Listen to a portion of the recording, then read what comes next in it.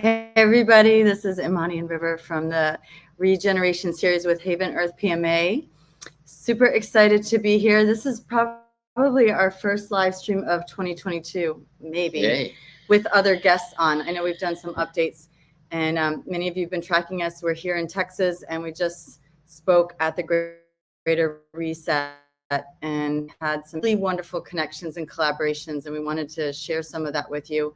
So we've invited a few of our new friends from Mod Garden. Aamar, who's actually here in Texas with us, migrated from Canada, as well as Abundance Building Concepts. So we're really excited to have Grant and Gustavo share with us.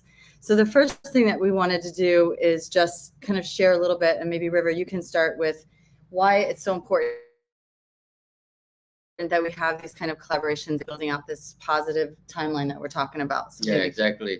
Hey everyone, so grateful to have these guys on here. We had an amazing connection at the Greater Reset. And thanks to John and Derek for the invitation to be there, and everybody that tuned in. Yeah, and all the people who participated, and the volunteers and everybody. It was a real great success. I think what's really relevant for me and for us, I think, at Haven Earth is the shifts that are coming in 2022 and onward, and the real need for collaboration at this time. Obviously, the world's batshit crazy right now with everything that's going on, and a lot of people are focused in on the little details of this science here and what this one's doing here and this protest here. But what's behind all of that, I think a lot of people are not necessarily aware of, and the relevance of the solar minimum, grand solar minimum, as we track into this period of food scarcity, earth changes, extreme weather, and basically a migration out of the existing paradigm, out of the existing system.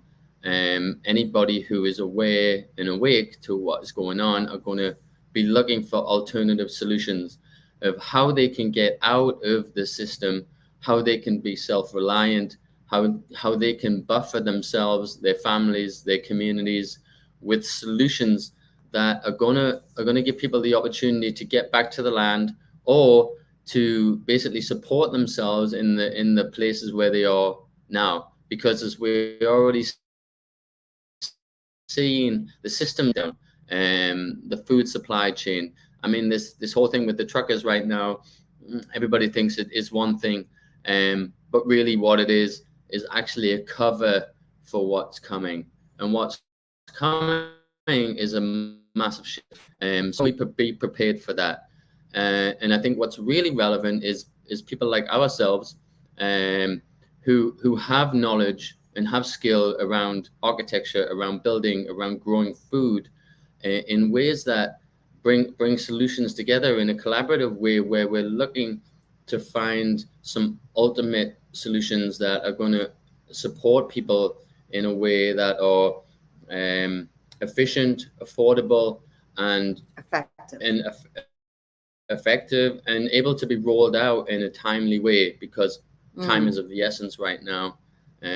So I think that the timing is absolutely essential, and there's always this divine orchestration that's unfolding. So I think connecting with all of you, as well as Jim Gale, who is there, who is from the Abundant Food Forest Abundance, who's wanting to build out a hemp structure. And I know that he talked with all of you, and we're looking at ways that we can all work together, as well as Ben Swan and Joel Salatan. So I think everyone showed up at this event knowing that this is the time, and that the collaboration of sharing the creativity, sharing our search for solutions, and sharing a willingness.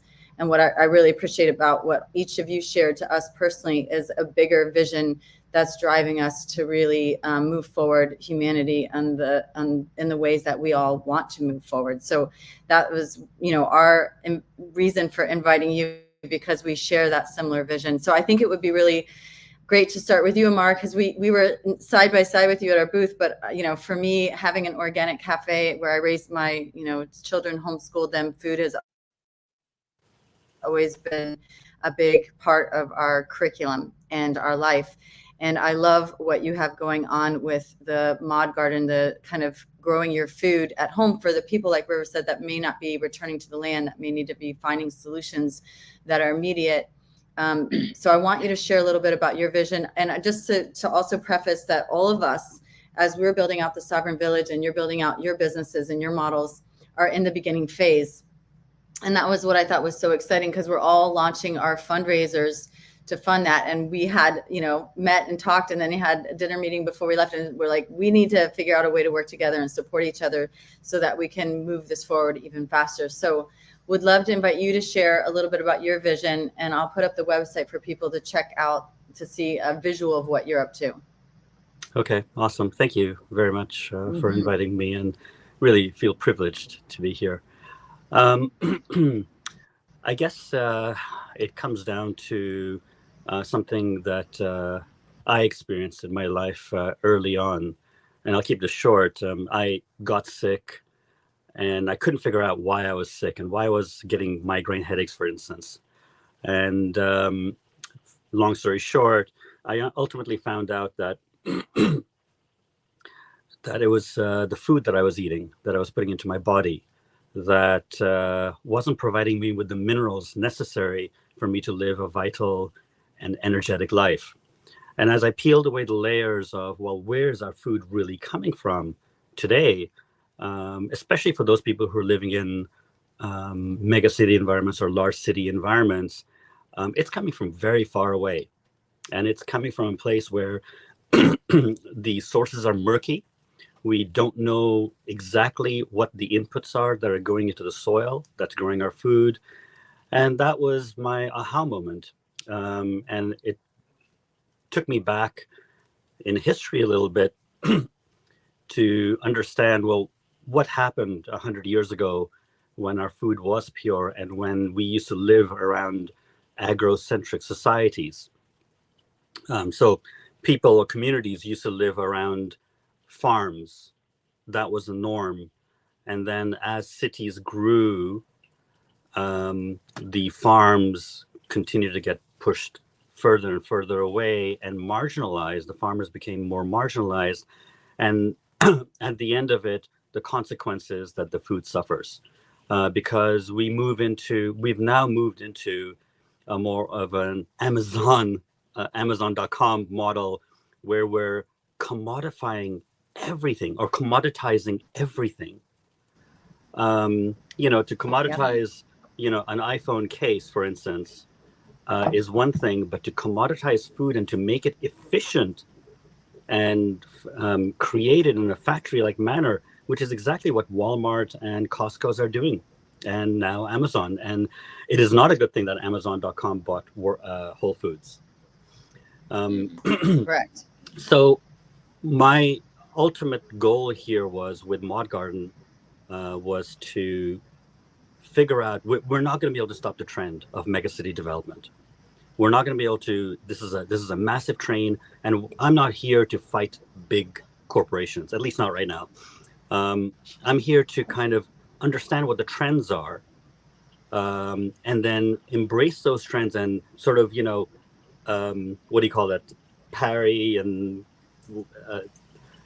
block and parry, and figure out how we can get the best food to people who are living in city environments. Now, the people who live in rural environments, very, very lucky, especially if you're able to grow your own food. But the name of the game in food now is minerals and getting minerals into your body. Actually, getting minerals into your cells. Yep. That is the name of the game in health.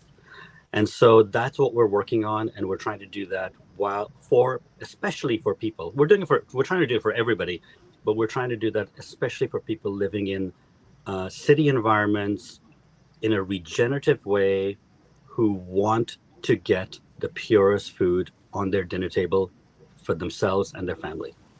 Yeah, I love it, Aamar. And I'm going to jump in because I have so much to say about this. I mean, I've been really trying to educate people, particularly moms, about feeding their children, their families, nutrient-dense food, mineral-rich foods for decades. And really understood with my book that's just getting reprinted right now. called it the absence of soil, understanding that when we had no soil left, and Zach Bush talks about this, there's about 60 years left to grow food because we need that nutrient dense soil, the minerals in the soil that are going to be in the foods. And sprouts are the most nutrient dense food. When you're eating food in that short lifespan, you're getting the maximum nutrients in your body. So it's the best thing that we can be feeding our families. And the fact that you're really doing that in an urban environment where people might not have access, I love that. And I love that it's an educational model because it's really like homeschooling 101. Like I wish I had that when I was raising my children. I had a more complicated method, and we won't go into that. But the other thing that I think is really interesting, and we watched the the Jim on the High Wire where he did Dell's garden, and he was talking about planting it next to the house. And one of the things that River said when he was visiting the Anastasia communities in Russia was that they noticed that the food that was grown closer to the homes had more nutrition. It's almost like it kind of synchronizes, and you're talking about like on a cellular level how we're taking this nutrition. It's almost like we are communicating, right? We are living beings, water's moving through us, and we talked the whole importance of the water and the kind of water that we're using and how that changes in our bodies. But I think there could be something about having these plants like growing in our own little ecosystem that could maximize that nutrition as well. So super excited 100%. about what you're doing. I cannot Thank wait to have our own whole house Tiny farm. of them. Yeah, our own tiny farm. I just had an inspiration I have to share. It's, I don't know if you've read the Anastasia books, but she kind of, the Ringing Cedars is a whole series of books, and some of the books she's talking about how to grow food, how to plant food, and she talks about putting the seed in your mouth before you put it in the ground, so it gets your cellular memory, it gets the DNA, and it understands what's missing. It understands what's missing and what it needs to provide you with. I was just thinking, in your system, you should have a little spit tray. Yeah. Yes. You should put a little spit tray in there that puts it into the water and adds your own DNA and your needs. Sure. And then the microgreens that grow are going to really work. Be specific for you. Be specific for your family. Sort of like all the nutraceuticals that they're doing that are all personalized, because it really is that kind of personalized nutrition. And then obviously the importance of the water. But definitely check out the books. When we meet you next week, we'll meet up for dinner. It's a series of 9 books, and it was actually one of the things that it was a series of books that I read over a decade ago. A lot of people that were in the raw food movement, and I had a raw vegan cafe, were obsessed with David Avocado Wolf was probably one of the people that was putting that out there. But when I found out that River had visited the actual communities in Russia, that was definitely one of our bonding moments. So I'll leave it at that. Yeah. Tremendous. So and the fact that then you connected with Grant and Gustavo and encouraged them to join at the Greater Reset, we're seeing this really comprehensive vision, because River's been working on, his background of architecture and modular homes, dreaming of this hemp home. But, when we talk about it as a living, breathing system, which of course goes in with your, bringing that plant life into it, and how that could easily be included in that. And then when we were talking to Grant and Gustavo about their real focus to create these livable structures in a really efficient, fast way, basically popping up in minutes. And, and I'll let you guys talk about it, that we saw how that could easily be part incorporated with hemp. And maybe you can introduce them from your standpoint of why you're so excited about the structure and what they were creating, and then we'll have them share a little bit more. Yeah, I was still wanting to know more from Aamar, actually. I know, we're going to come back. We'll come back to you. I was like already around. percolating more questions to ask. But yeah, obviously it's very relevant for me to introduce you guys, Grant and Gustavo, and I know you have a team growing around you. But what I really love the most, well, not the most, but one thing that really resonated with me is that you guys met at a natural building workshop doing aircrete.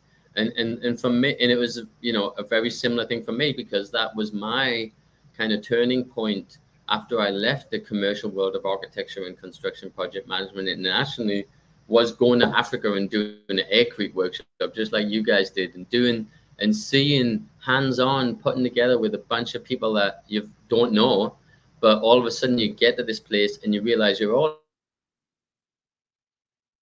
on the same page. You're all looking for that thing that because you want to step out of the existing paradigm and start being the creators of what's possible. And I think that aircrete technology and the technology of building homes based on DIY systems and using the form of nature, like the dome, was such a powerful experience, because I'd been building, 50-story tower buildings for Ritz-Carlton hotels and, massive concrete infrastructure, huge projects. 8 years it took to build the St. Regis Hotel in Cairo I was involved in, and 5 years for the Ritz-Carlton in Kazakhstan, and massive projects, and to see how possible it is in a couple of weeks to put together a structure for someone to live in, I think was a game changer. And maybe Grant, you could talk a little bit about that. Like, what was the birth of this abundance building concepts that you guys came up with, and what was your real intention behind that? Yeah, thank you, River. And you can unmute. For sure. Essentially, for us, we wanted to decentralize everything that's essential to life. You look at people's budgets, what's the first thing that most of your money goes to? It's towards housing. And when you started studying housing, we want to break it down, just back down to the foundation. What is this all about? And the materials have not changed in 100 years. It's just wood and nails. If it ain't broke, don't fix it kind of mentality. So I went to the aircrete workshop, and that's where as you mentioned, we met. We saw that aircrete works, totally works. It's a solution. But for me, it was overwhelming with no building experience at all. I need to learn these certain recipes, buy these certain machines to make the air bubbles. Building the forms is somewhat complex. And we just got inspired. Like, what could this be more efficient? Could there be a way to make this faster? So you're right. At that event, there was tons of people on the same wavelength. We could do this different. And when I got paired up with Gustavo, who's a super genius engineer, I felt limitless. We could make anything. And we studied the best shapes in nature. And my first design, I invented an expandable Huberman sphere that can become a dome house. You can see that on our website at abundancebuildingconcepts.com. So now you can instantly frame a house and then plug in panels or spray a ferro cement on it to have a house built in one day. But Gustavo fell in love with the Catalan Vault, which is an even stronger structure from Catalonia, Spain. And we always wanted to integrate it into our communities that we were designing. But about 3 or 4 months ago, he realized that this shape could actually be expandable too. And he took a Catalan Vault and collapsed it down like an umbrella. So with that, it's another shippable design, easily expandable, and completely modular. You could do any material on it. You could put cement impregnated fabric, like we were saying. We could do it in literally one day, just spray water on it.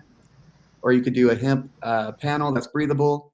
You could use recycled plastic. It's really unlimited what you could do with it. And we're really excited to see what our customers are going to do with it. Mm-hmm. I mean, the form is something that people aren't really used to. They might look at stuff like that. They're like, oh, that's beautiful. And then they go and like, but I like my square room, and I like my box. I think that's a little bit of the challenge for us as we come into new, the box. Right, exactly. I like to call, box construction. It's kind of like we're creating our coffins early on, and we just get to decorate them so they look pretty, and we feel good about slowly dying. Well, that's one thing that's good about our Catalan. Sorry, that's one thing that's good about our Catalan Vault design. We realize it resonates with all different types of customers because the roof is vault and you get that biogeometry and the healthy energy, but the floor plan is still square. So for people who are transitioning their furniture or getting used to these shapes, they still feel a level of comfort. Yeah, definitely. And I love the way that they connect together too, and because they do have the four sides, and you can kind of plug them together to create multiple structures or larger structures. And Gustavo, maybe you can talk a little bit about that, about the form and about how that came around, maybe how that came about. What was your inspiration? I think you saw that one I did in Turkey, the earth bag house. We're using the obviously nature's forms I did a little cabin on a trailer, and I used the catenary arch, which was like hanging the chains upside down, getting the arch form, and then I flipped it and welded, made a jig and welded the framework for that structure. And I'm in love with that kind of form. What's your take on it? Absolutely. Thank you, Imanee and River, for inviting us and for having us today. Yes, well, the first impression was, as Grant once said, is how we can do this more efficient. And we start thinking, and this Grant, with his genius, because he's a genius as well, and he starts thinking how we can do this more efficient. And the Catalan Vault is a structure that have been using for centuries everywhere, and it's beautiful. And I don't know why society is not using it anymore. We like to, as we were saying, these boxes houses that are completely squarey and squarey minded, and looking for more organic shapes. I found the Catalan Vault. I started studying it, and I love it. I love it immediately. And yes, once we have the shape, we didn't know how to dismantle, and we start thinking about how we can do this easy for people, because there's a technique for centuries that you can use tiles and put it together. But as Grant was saying, it's not easy for people that don't have any experience in building. So that's what we want to bring to people: easiness, so they don't feel overwhelmed. They don't feel intimidated with the process. So we realize that is the shape is exactly like an umbrella. So that's why how all of these start. And yes, it's one more of our designs for bringing achievable designs of houses to people, to the regular people. So Gustavo, you're basically saying I can build this house. Exactly. That's our idea. That you say you see that, you say I can do that. That's easy. Yes, I'm a geophysical engineer, so my background is not in building at all. And I love, but I always love architecture and design and building and all of that. So if I can do it, anybody can do it, basically, because I don't have any background in building at all. So yes, that was the idea exactly, man. Well, that's interesting because River, being in a designer too, building his first house by hand in California, the one that you guys saw on his website that was on the Discovery Channel. And I love that all of you have felt motivated to literally take things into your own hands. And I just want to acknowledge each of you representing what we're launching a series called Emancipation, and really about honoring the divine masculine that's stepping forward and holding this space for us to all together, men and women and families and everyone on the planet, to really build out this new timeline. So I just want to acknowledge each of you for stepping out of whatever matrix or paradigm you were in and really having the courage and the wisdom and the strength to move out of that and move forward. Because like you said, Gustavo, not having even that experience of building, but knowing that something else needed to be birthed and come forward. And Aamar, with you, your illness, I mean, I know so many people who have, realized that their dis-ease was basically because of the non-food that we as humans have been misled to eat, when other animals don't eat food that's not food. I mean, and they're trying to basically create it so that we'll be in these coffins eating pellets and in the metaverse.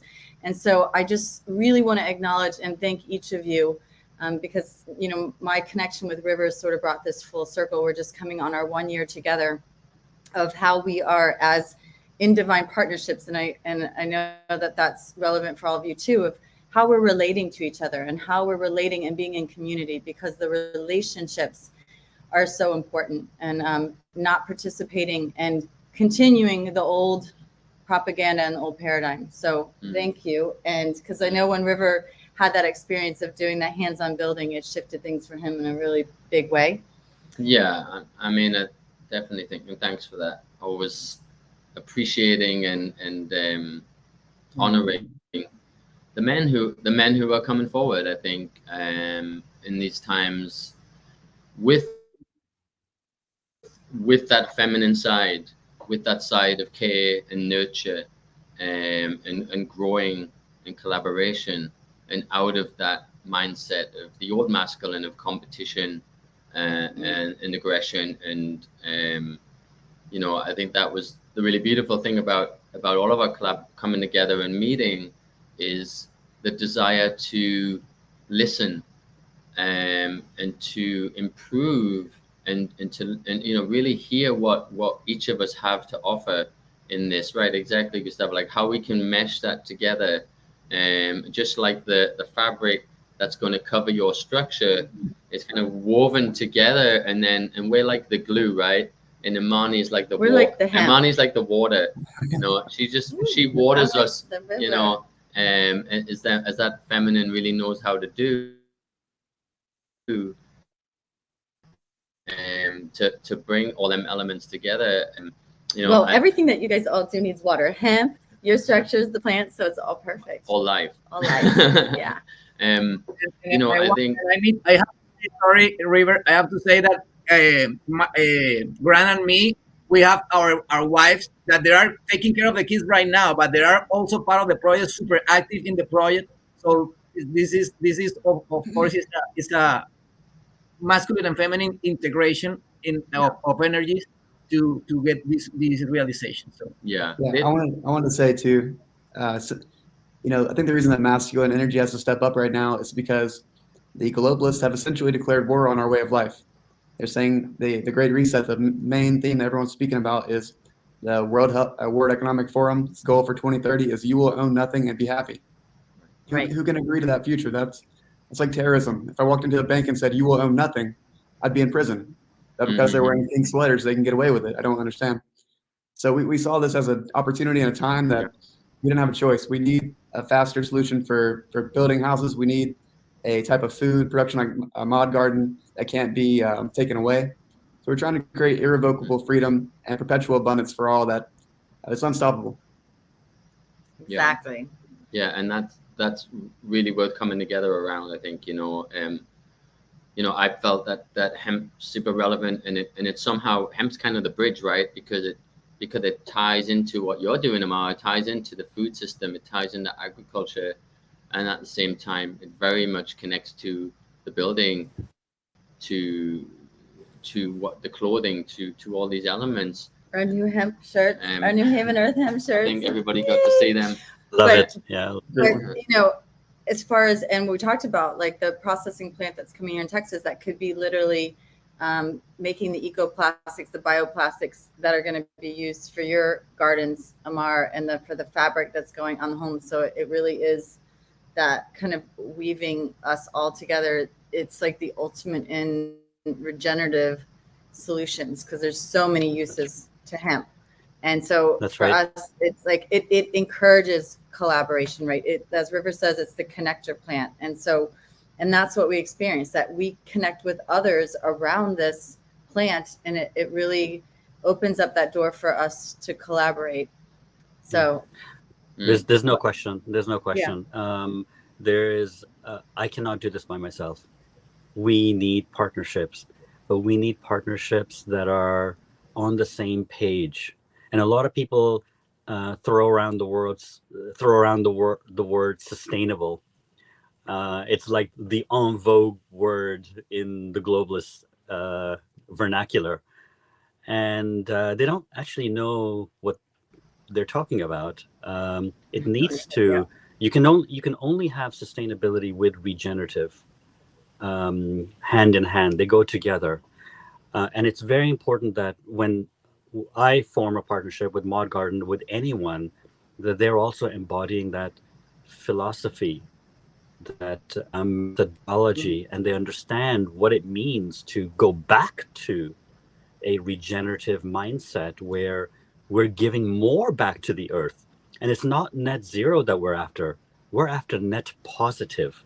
yes, Again, people talk about net zero. No, we need to give. We're stewards of the earth, and we need to give more back to the earth from what we produce. And it's very possible that those are the models that I've embodied in Mod Garden, for instance. So Yes. Yeah, and I just love the way that. Shifting from takers to givers, right? 100%. 100%. Yeah, and it kind of reflects back our gratitude for what we're actually receiving here. Yeah, and I think what also connects us all is this desire to help others. It's not like, I've got a great business idea, I can make a ton of money. It's like, I really want to do this for humanity. I really want to do this for the future, and also let's make it economical too, because otherwise it is not regenerative. Right. And you know, I always said that about sustainability, is that it's such a clever word, actually. It's a clever use of the word. They've actually, because anything can be sustainable. Torture can be sustainable. COVID narratives can be sustainable. Like there is, you know, there is nothing about the word that alludes to health, regeneration, nature. It just alludes to, they've just twisted it. That it doesn't go away. Right. But what I think is really cool is, like, you know, the mod garden is actually about giving people the tools to support themselves. And the same with, to be healthy. With the abundance buildings concept.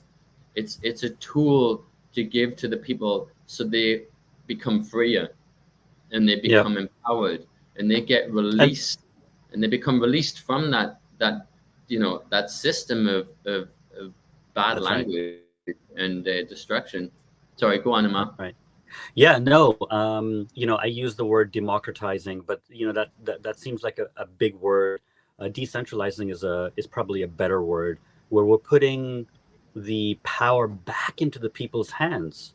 And that's exactly what I want to do here is I would like to educate people about, because we've lost the art of farming. We've lost the art of growing good food. If you ask a child in the city in Toronto, where does this apple come from? They'll be like, oh, it comes from Walmart. It comes from the grocery store. Far from it. And we do need to go back to teaching our children our sources of food, and decentralizing this, and basically empowering people to take their future into their own hands. And while we want to educate and we want a captive audience, we also want people to be completely free about how they interact with the tiny farm, our products, for instance. I'm not tying anyone to anything with respect to, you know, moving forward, but we do want to educate you. We want you to understand, well, what is food? Food is a method of transporting minerals to our cells. It's as simple as that. Yes, people think that food is, it's fun to eat, and it's beautiful to the eyes and all of that. I'm not taking any of that away, but we need to go back to the basis about what food is. And just one other point, you know, this period that we're in, where there's an enlightenment going on, we had to move through the industrial age. You know, we launched into the industrial age in the early 1900s, and then it took off in the 50s, 60s, 70s, 80s, 90s, and it was a very money-centric world. It still is, that we lived in, and I lived in myself, you know, being on Wall Street, and I saw it firsthand what was going on, and the pillaging that was happening on Wall Street of the underclass, of the people who are below the economic line. This had to happen in order for us humans to come back and realize what's wrong and to really fight. And that's, you know, going back to your point earlier, we needed this hit to have happened to us, or this period to have happened to us, for us to realize, no, that is not what we want. We don't want to live that way. We want to live together in a cooperative. I prefer the word cooperative over collaborative. I think collaborative is an elite word, is a war word. Cooperative, we come together and we work for the sake of each other. And that's really what's the most important thing. And that's what we embody in the principles in Mod Garden and how we're I setting love up. that, Aamar. I want Much to say on too. looking at. Go ahead, Gustavo. Sorry, Manny. No, I just want to comment. It's funny because I remember what you were saying about the kids you asking about the food, and they said they came from Walmart. We went to an apple farm here, near here where we live, and I took an apple from the ground, and I went about to eat it, and one of the kids that was by said, "Are you gonna eat that?" It was on the floor. I said, "Where do you think it's coming from?" I said, so the kids are so they are so disconnected of reality. They think that the food is coming I don't know where from. I said, "This is coming from here." So Yeah. and I think it was funny. And another thing I want to say is what I think is we're doing is very important. It's more than fighting, Aamar. I think we are proposing new ways to do things, Mm, and that's the beauty. And that's the beauty of all of this, because we were proposing Yeah. with all of the ideas, with the hemp, with the mood garden, with our ideas, is just showing a different way to do things. I don't need to fight your way. I want to present you a new way, and it's here it is. Here it is for you, and if you want to take it, it's yours. So I think that's the beauty of love, of giving. What you just were saying, Emma. yeah. Yeah. New models. Agreed. 1 second, Grant, I'll come to you, but new models and new words, because the languaging is so important. And I love that you distinguish between the, cooperative and collaboration, because I feel the same way with community and village. There's an elite kind of exclusiveness to just saying we're going to be in community. You think of the gated communities and getting away and exiting, right? We talk about this exit strategy, and really we're returning.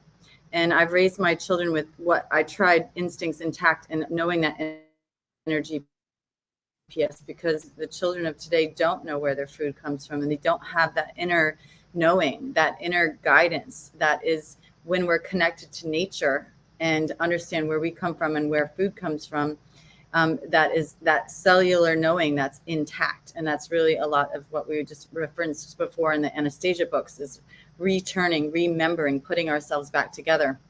And with that, that's kind of where River and I have come to the idea of moving beyond a model of community, but really a village, and the sovereign village that we talked about at the Greater Reset, that a village encompasses more of what you're saying, Aamar, around cooperation, right? Rather than just the collaboration, because it's like, in collaboration, it's like where we're choosing, there is this exclusivity, and as we cooperate, and that's really how we will come together, because there has been a silver lining in this pandemic. We have gotten so far off track, so far off from our inner guidance, our inner knowing, that we had to have something that was such a shock to bring us back to the point where we could consider actually being cooperative, because we don't know how to be that way, right?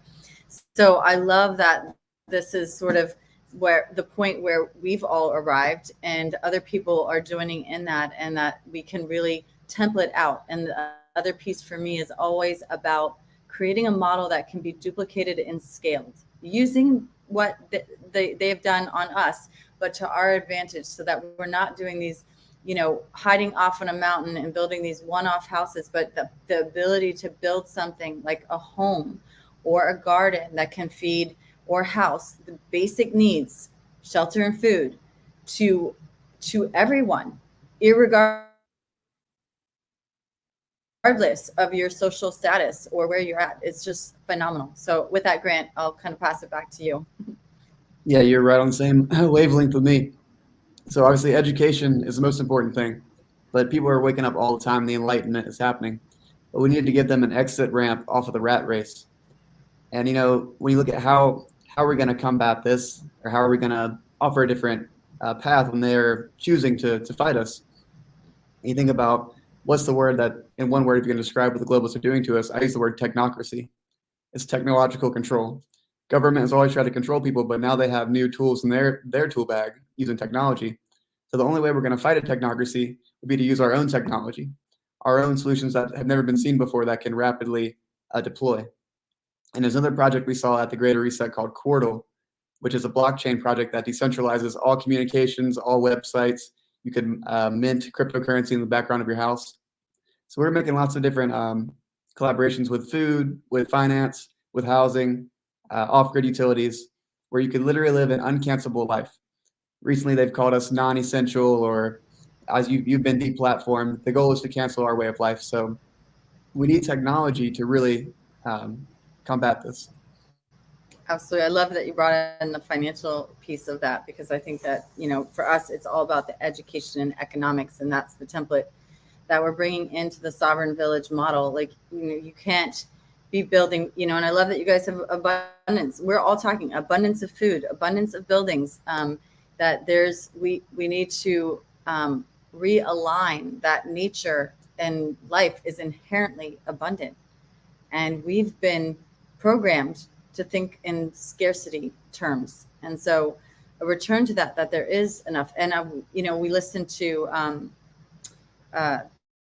some of the talks, but last night we were kind of like in the late hours to Austin Fitz, Catherine Austin Fitz, and she was talking about that there was at one point, I don't know how many different locales, but everyone had their local currency. And that's the other thing that we're looking at, like that piece of it, where we have those local currencies, because those yin currencies, what we call it, those are more feminine than the ones that we're used to, which are about hoarding and ownership. I mean, that all of this, we can be abundant and we can actually have things. We don't have to have nothing, like what they want. We can change that descriptive, that script, basically, that narrative. I kind of one I don't know if it's a question or not, but it's around the idea of where we do this, as much as how we do this, in terms of where we because we envision and we're envisioning with the sovereign village, it's a decentralized system. So we're connecting with the farmers, we're connecting with the growing of the hemp, and the idea to create the fabrication of the hemp panels, the hemp products, these things, hemp homes, in these decentralized locations, in the setting of a more agrarian model. Do you guys have some insight into that in terms of where you would do manufacturing, and could that be it? Because we have people who are Haven Earth, and they're like, we're Haven Earth, South Africa, and we want Haven Earth to come Costa Rica. We have a hub coming in Costa Rica, another one in Mexico. We want Haven Earth in South Africa. When are you going to bring Haven Earth South Africa? It's like, is there a model that can be replicated? Because we understand, like, I can only build so many houses, and so much hemp stuff. So how are you guys thinking in that way too, to create a model that can be replicated out there? Well, and I love, Aamar, I forgot to say this, but the fact that you have your proprietary soil blend and that you're actually making soil, that's a part of it. We didn't really talk about that. So you obviously are thinking something in that lines, right? Because you're needing to create soil. So how are you envisioning that part of your design? So if you want to break down our two introductory or inaugural products, the first one is the appliance, or the tiny farm, and that'll be high capacity manufacturing. I would like to keep it in the United States for various reasons, or Canada, actually. But speaking about soils, so the tiny farm, which is a high capacity manufacturing product, can be done in one or two places in the world. It might be strategically better for the Asian market to do it in Asia, and it may be better for the American market and the European market to do it somewhere in Europe or in the Americas. Now, with respect to soil, we are completely decentralized in this. And the reason why is there's a difference in microbes, in micropopulations across the world. And if you've noticed, if you've traveled anywhere, if you go to South America, if you go to Asia, different parts of Asia, you'll notice that the food tastes different. They have different types of vegetables. Why is that? It's because of the microbe populations that live underground. We want to honor that. So we want to create soil hubs around cities. Again, I'm speaking specifically about cities, but it includes rural too. But my primary market has been cities because they're the most at risk in terms of health issues. inner city families, senior living people, people the elderly who are living in these cities who are unable to get. So what would we do? We would create soil warehouses locally to a city population. I think the cutoff point is 5 million people. We would have one warehouse. We would create the soil in a regenerative way, which is we would take the compost waste, and this is the net zero, the net positive that I was speaking about earlier. We would take the compost waste, table scraps, and paper, rejuvenated, regenerated in the condo towers or the office towers, and then use that as an ingredient to recreate the soil back again.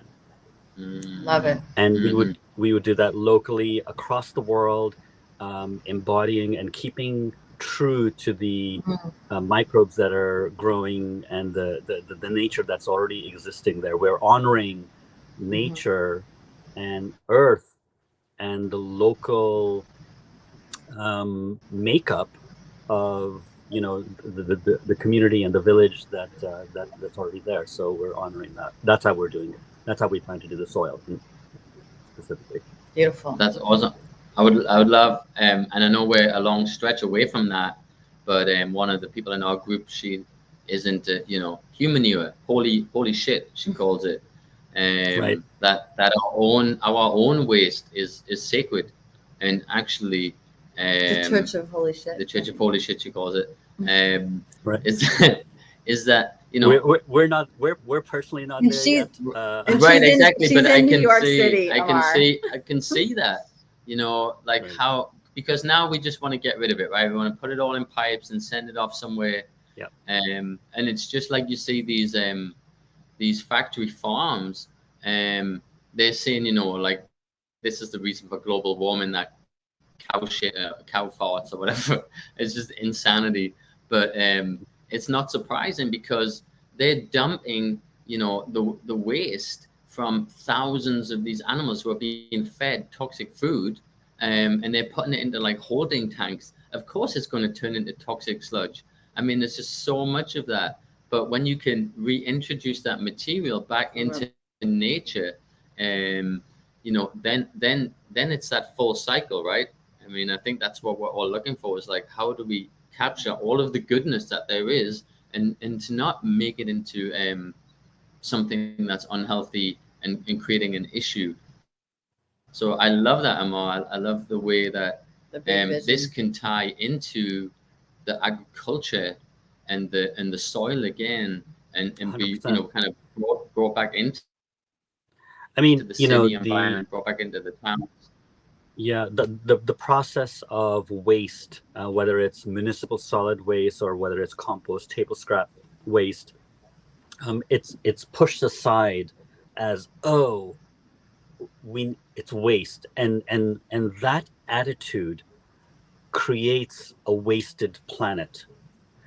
But when we turn that around, and for instance, I just learned this with a composting toilet. And it's an amazing piece of innovation. And it's literally, we're going back 100 years. We used to compost everything back then. And, it's like kitty litter, basically. I don't want to get too deep into that discussion, but it is such a non-wasteful, such an regenerative way to handle waste, municipal solid waste specifically. So I think there's something there. We're not personally getting into that, but it's something that I've learned, and just to speak to your point there. Right. Yeah. It's definitely coming down the road. Grant, maybe you can chime in. Yeah. I want to say at Abundance Building Concepts, we also have a global model. We've always believed in abundance for all. So we are strategizing where to manufacture and potentially doing a franchise model to spread it to the globe as fast as possible. And like Aamar, we have a strategy to make a circular economy. Because our houses can be made with recycled materials, we have one of my inventions that I haven't shown anybody yet, is a way to have essentially a trash chute that comes out of your house that's separated by the type of material, plastic, glass, metal, with a shredder attachment or a crusher attachment for each type. And then we could potentially collect all of that, sell it for recycling, or reuse it in our houses.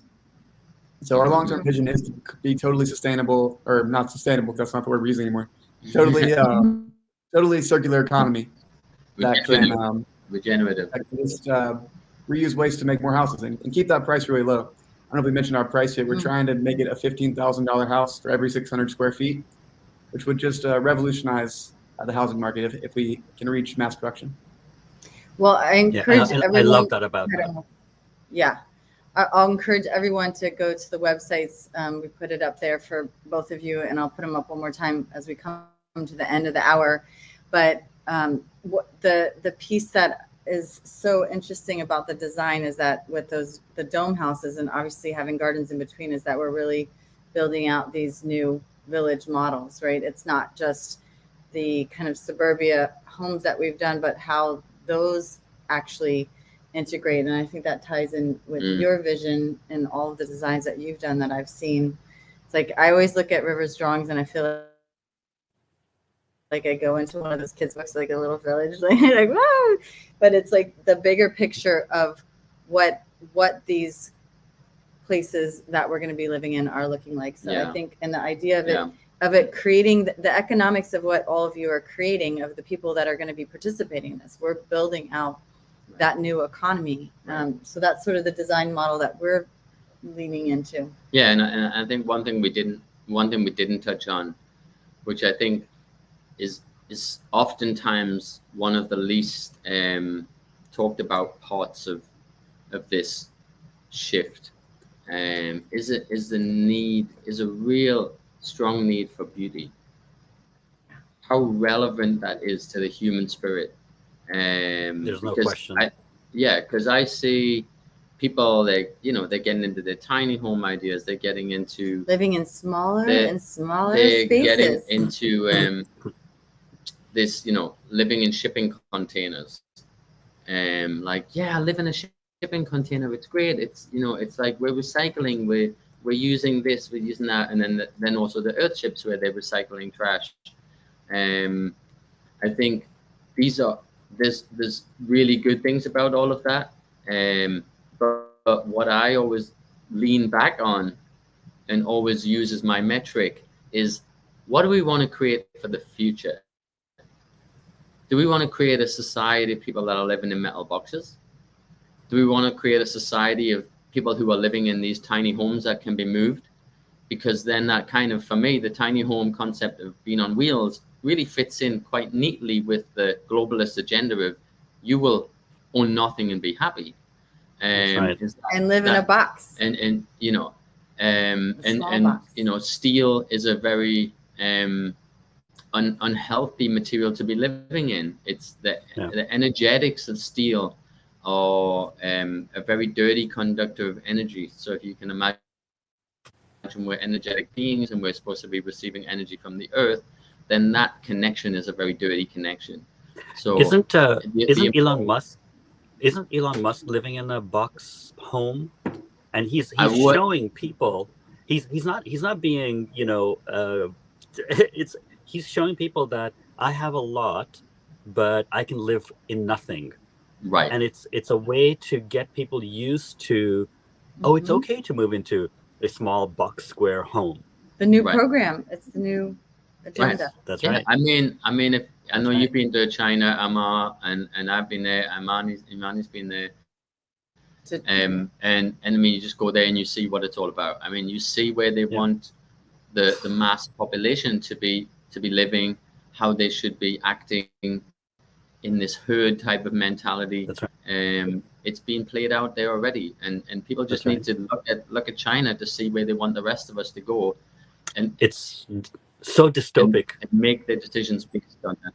It is. Yeah, it's insane. So I was literally, I was so scared going into Hong Kong and seeing these massive towers. We have no idea what a residential tower building looks like until you go to China and you see these things 100 stories high, 100 stories wide, and 100 stories deep. And you think, how do people get fucking light? How do they see the sunlight? How do they even get out of the building? Well, if you're in your metaverse and you have your mask on, it doesn't matter. It won't matter. No, and no, absolutely.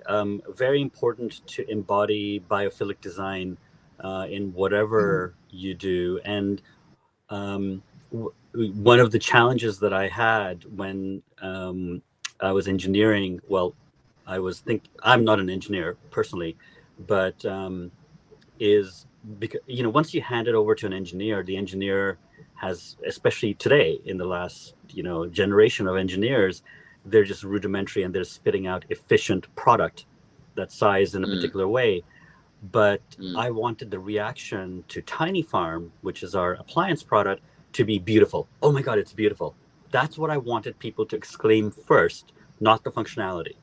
I didn't want people to care about anything else other than, hey, wow, look at this. And that is the reaction that we got. So we wanted to embody beauty in this box type environment that people are living in, so that they could see that beauty and so they could see the starkness of the difference between where they're living and what they're and there's a rhyme and reason behind beauty, as we all know. We know that there is a definition behind beauty, right? And I had to push back considerably with the engineers, right.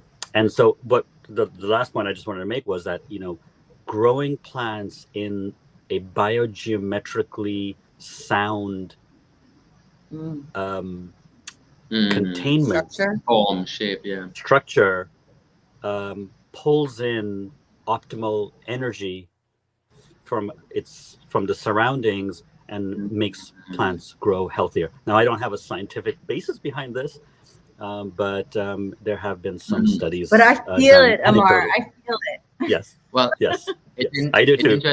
I do too. Well, it's interesting, Aamar, because your cultural background, and we've been working with some people in the past who come from India and from the temple building, from the lineage of temple builders in India that are to do with the Vedic culture and Vastu, and basically creating form that harnesses cosmic energies that literally purify the inhabitants, purify the land around that. The power, their temples, the power of form. That's I think we've lost connection with that, obviously, by living in these boxes, which are really not formed in any way that relates to nature. And maybe you can talk that a little bit, Gustavo, about the form, because you guys are very much in tune with that, I think. Yes, definitely, and there is, in fact, a lot of scientific research about it, and there's a lot of work around. I don't remember names right now. I remember from Masaru Emoto. I don't know if you know about this yes, this Japanese doctor. Yes, and so much other works are about the not only the shape but the beauty. There was a study. I don't remember who did it, but they put some babies in front of different pictures, and they realized that the people with the face more symmetrical, they attract they attract more the attention of the babies. So the babies react to the beauty. They also put some images of garbage and some buildings from Greece and etc. And they realized that the babies were more attracted to these beautiful structures, etc.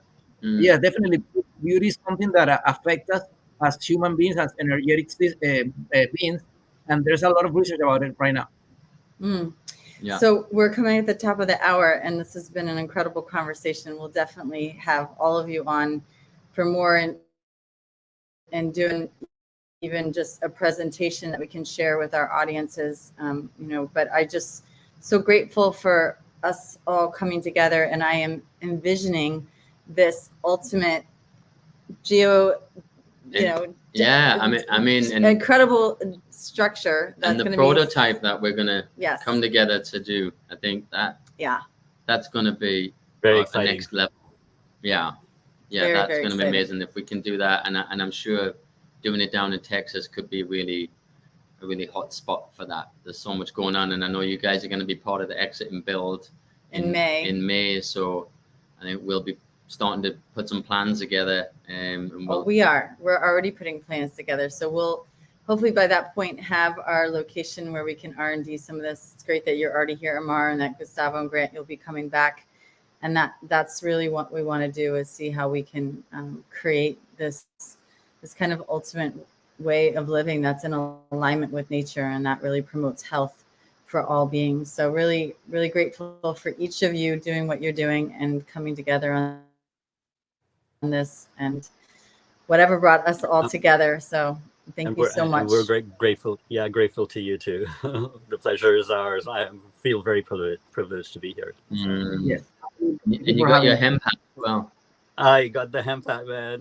Can't let it I go. wore my I hemp love shirt it. for this. I wore my hemp shirt for this. Yeah, Yay. Gustavo, you didn't have on your hemp hat. Oh, I bought it, but I don't have it right now. Yeah. Well, thanks everyone for tuning in. We'll have this up. It's obviously up on the Haven Earth YouTube channel and the Regeneration series. Look for more to come. And if you are new to us and just tuning in, you can go to havenearth.biz.